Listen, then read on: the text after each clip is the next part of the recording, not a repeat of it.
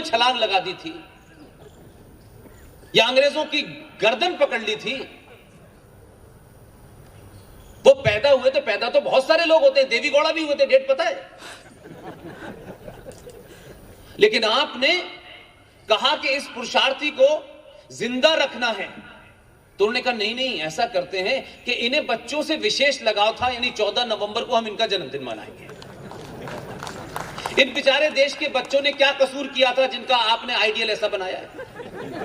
ये बच्चे आपसे पूछेंगे, बताओ 14 नवंबर को कौन पुरुषार्थी पैदा हुआ था, हम कैसे बहादुर बने, इस जैसे बहादुर बने? तो आप तो यही बता रहे थे। तो सही आइकॉन चुनना भी किसी समाज के लिए जरूरी होता है।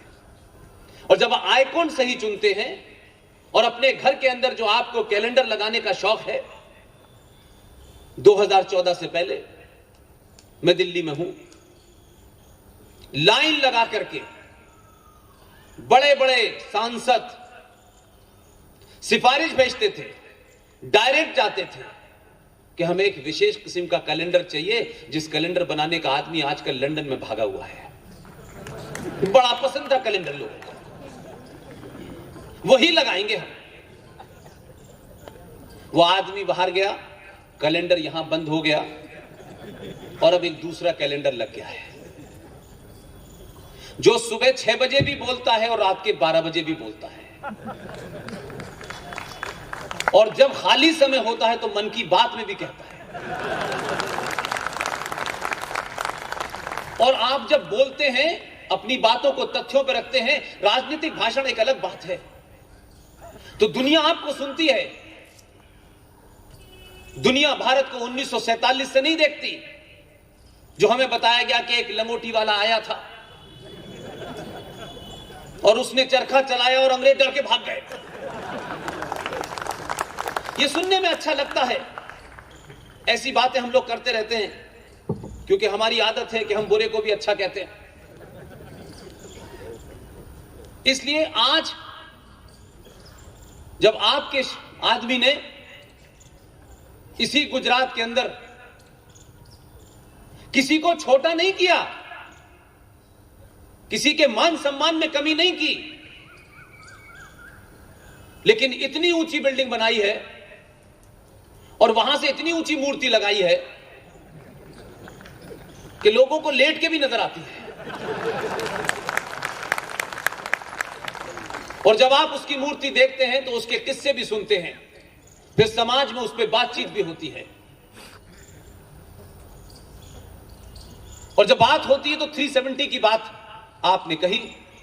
मैं उस तथ्य की तरफ आपका ध्यान दिलाना चाहता हूं कि धारा 370 को लेकर के बहुत बहसें सुनी होंगी आपने। धारा 370 किस मकसद से आई थी, क्यों आई थी, आप सबको पता होगा। अब तो वो चली भी गई।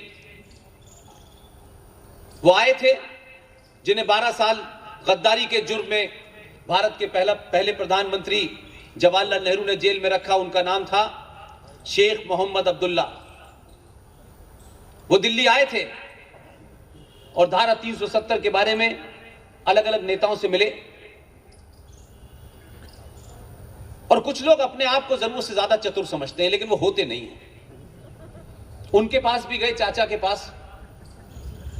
चाचा ने कहानी सुनी, वो समझ गए, क्या कहते कि भाई ऐसा मामला है, इसको मैं सॉल्व करूंगा तो मुश्किल होगी, क्योंकि सबको पता है मेरे रिश्ते क्या हैं। उन्होंने अंबेडकर जी के पास भेज दिया।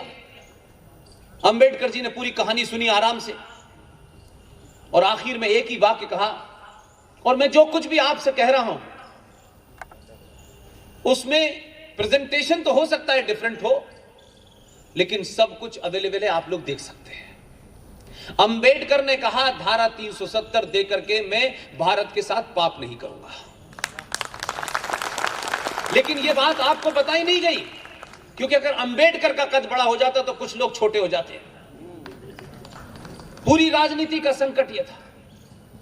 लेकिन उन्होंने अपनी चतुराई में एक और दांव खेला और कहा कि देखिए, मुझे विदेश यात्रा पे जाना पड़ रहा है और आप 370 को पार्लियामेंट में पास करा लीजिएगा। गलती से यह बात उन्होंने आप ही की धरती के निकले हुए एक पुत्र सरदार पटेल से कही है।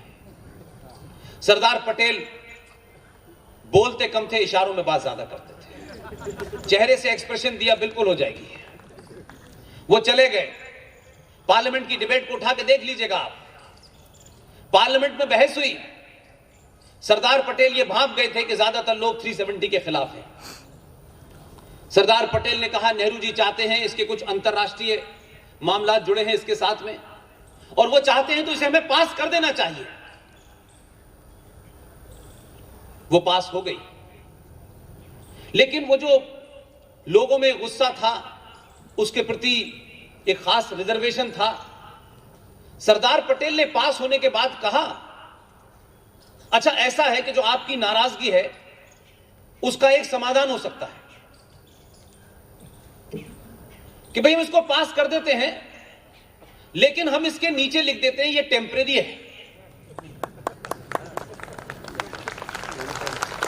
वो टेम्परेरी लिखी हुई थी आपके संविधान में। अब सरदार पटेल से बड़ा विजनरी कौन होगा? वो तो चले गए। उनको क्या पता था कि इसी धरती से कोई जाएंगे दो लोग और उस टेम्परेरी को परमानेंटली हटा देंगे।